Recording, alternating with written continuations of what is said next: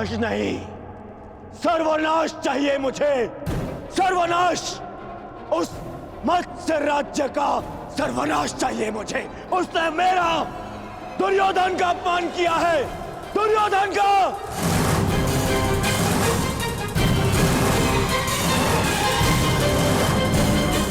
उस अपमान का कारण स्वयं तुम हो दुर्योधन। अतिथि की मर्यादा तुमने भंग की है।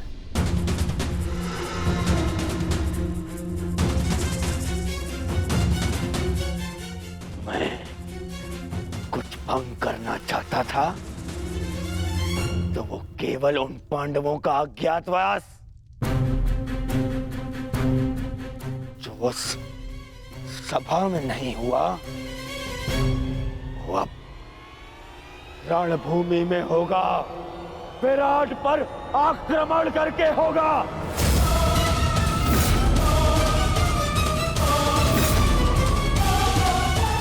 मूर्खता से पूर्ण प्रलाप बंद करो दुर्योधन। केवल इस कारण कि तुम्हें संदेह है कि पांडव वहां थे, हम आक्रमण नहीं कर सकते। नहीं, संदेह नहीं, पूर्ण विश्वास है मुझे। वो सैरंद्री ही पांचाली थी।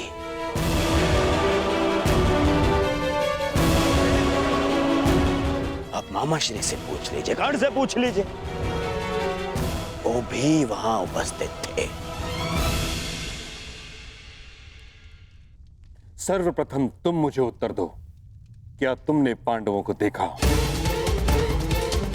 क्या तुमने पांचाली को देखा?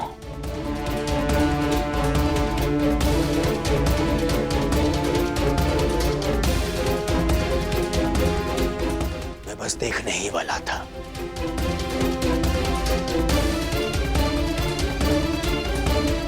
ठीक, नहीं देख पाया, परंतु उसका अर्थ ये नहीं कि वो वहां नहीं है। तो अभी बताइए पिताश्री, कीचक जैसे शक्तिशाली का वध और कौन कर सकता है? उसका वध ही इस बात का साक्ष्य है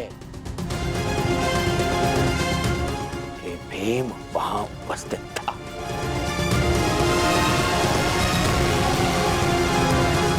मैं दुर्योधन की इस बात से सहमत हूं ताचरी।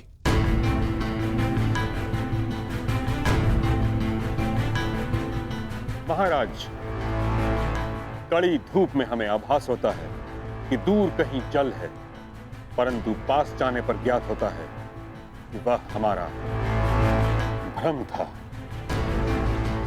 वह मृग तृष्णा थी। दुर्योधन भी मृग तृष्णा का रोगी है।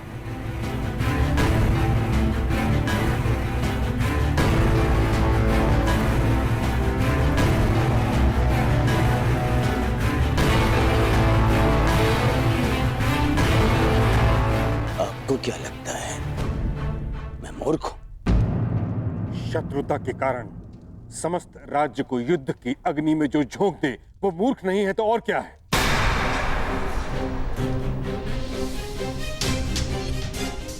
कितनी बार तुम्हें समझाने का प्रयास किया है, परंतु तुम समझने को तैयार ही नहीं हो। पांडवों से बैर के कारण कब तक हस्तिनापुर को कलंकित करते रहोगे तुम? कब तक राज धर्म को दूषित करते रहोगे? अपने संदेह के निवारण के लिए सहस्त्र सैनिकों के प्राण दांव पर लगा रहे हो। अपने संदेह के निवारण के लिए सहस्त्र सैनिकों के प्राण दांव पर लगा रहे हो। क्षमा कीजिएगा महामहिम,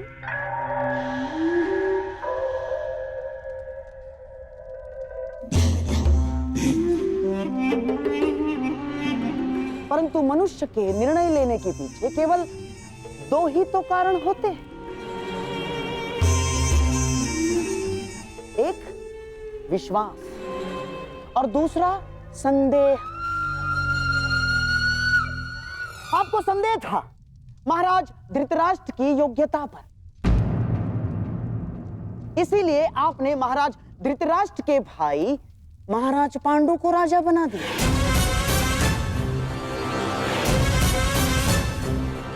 आपको संदेह था कि युद्ध में कर्ण कहीं अर्जुन के प्राण ना ले, अर्जुन को परास्त ना कर दे, इसीलिए आपने हस्तिनापुर का विभाजन भी स्वीकार कर लिया।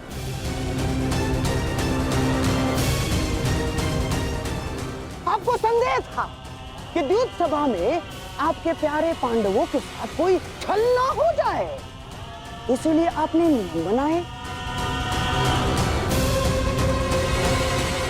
और इस समय भी आपको संदेह ही है कि कहीं मेरा प्यारा दुर्योधन आपके प्रिय पांडवों को खोज ना ले और फिर से उन्हें वनवास ना जाना पड़े। महामहिम, बस करिए गंधार राज।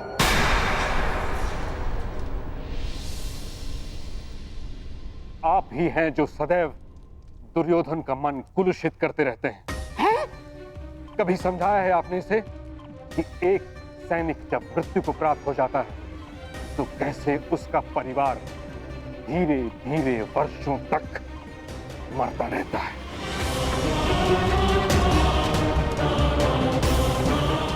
सहस्त्रों सैनिकों के प्राण का कोई मोल है? मुझे मोल नहीं है। मोल है पितामह, है। मुझे कुछ 100 सैनिकों का नहीं,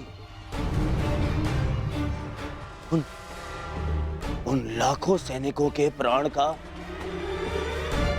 मोल है। यदि ये युद्ध नहीं हुआ तो पांडव प्रस्तुत होंगे और फिर महायुद्ध होगा। ऐसा महायुद्ध जिसमें लाखों सैनिक अपने प्राण गंवाएंगे, फिर लाखों परिवार थोड़ा थोड़ा करके हर दिन मरते रहेंगे।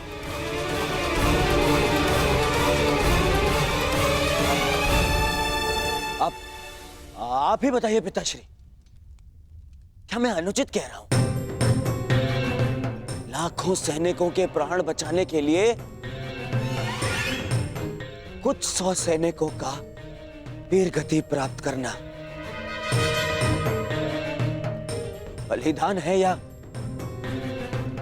मूर्खता?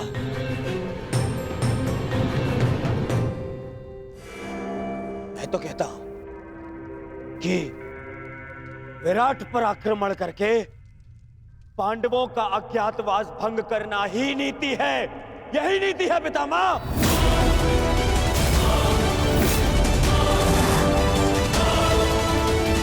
पुत्र दुर्योधन, विचार करो, पांडव तुम्हारे साथ कैसे युद्ध करेंगे? द्वारका सहित आधा भारत तुम्हारी संधि में है और शेष पर तुम दिग्विजय प्राप्त कर चुके हो।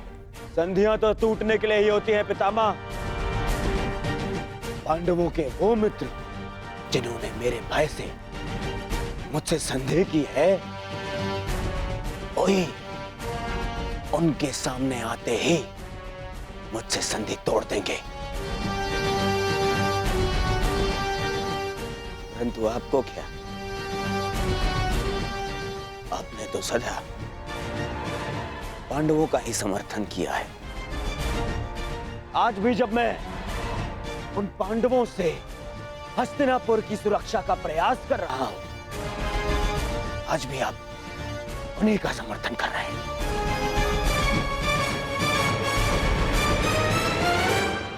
क्या तुम्हें विश्वास है कि पांडव विराट नगर में हैं?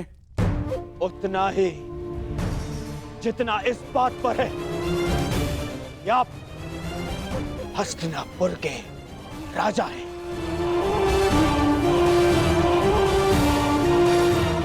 और पितामह भीष्म हस्तिनापुर का हित चाहते हैं।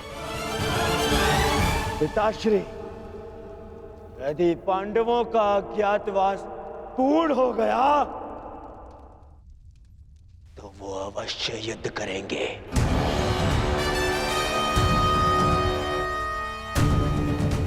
और ये युद्ध युद्ध होगा।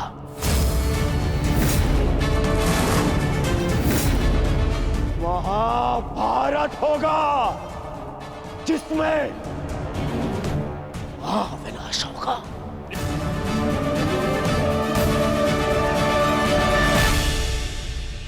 नहीं,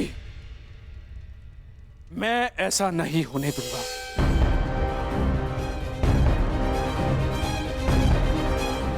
यदि विराट पर हमला करने से ये महायुद्ध, ये महाविनाश टल सकता है, तो मुझे पुत्र दुर्योधन का ये प्रस्ताव स्वीकार है।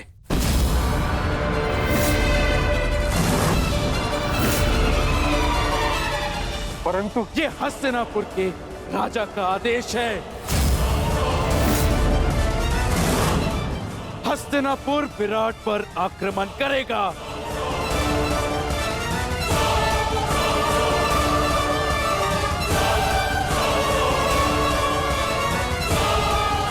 युद्ध की तैयारी हो।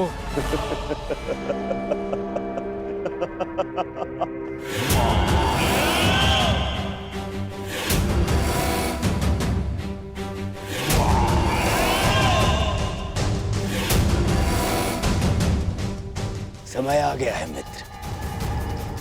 अर्जुन से तुम्हारा अधूरा द्वंद्व अब पूर्ण होगा।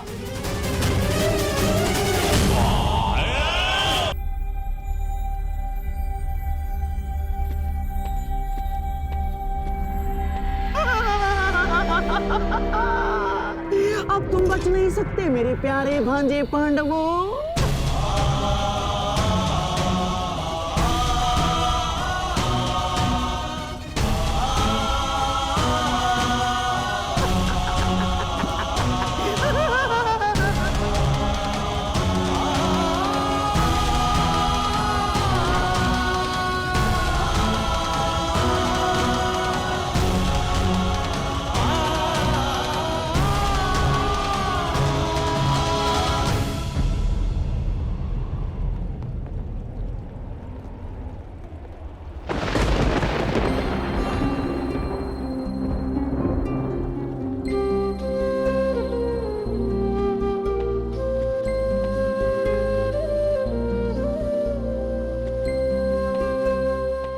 बात माताश्री,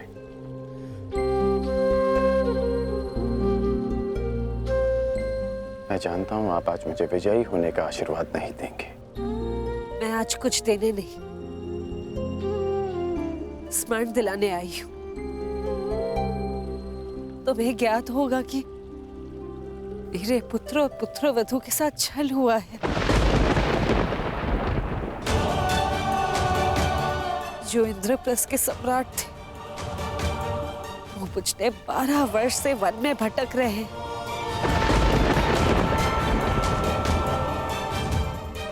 और कुछ ही दिन बचे उनकी स्वतंत्रता में, और उनके साथ फिर से छल होने जा रहा है। हस्तिनापुर से इतनी बड़ी सेना उनकी वृत्त प्रयाण कर रही है। उनकी आत्मा रक्षा के लिए उनके पास एक भी सैनिक नहीं।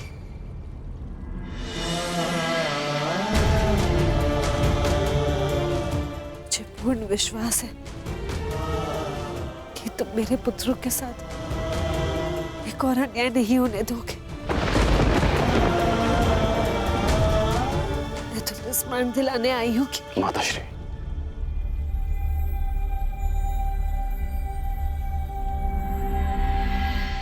कर्ण को अपना हर वचन स्मरण है।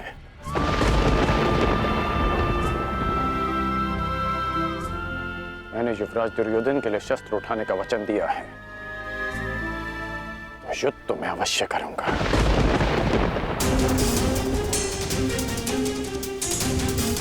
परंतु मैंने एक और वचन दिया है कि आपके पुत्र अज्ञातवास पूरा करेंगे। ये वचन भी मैं अवश्य पूरा करूंगा।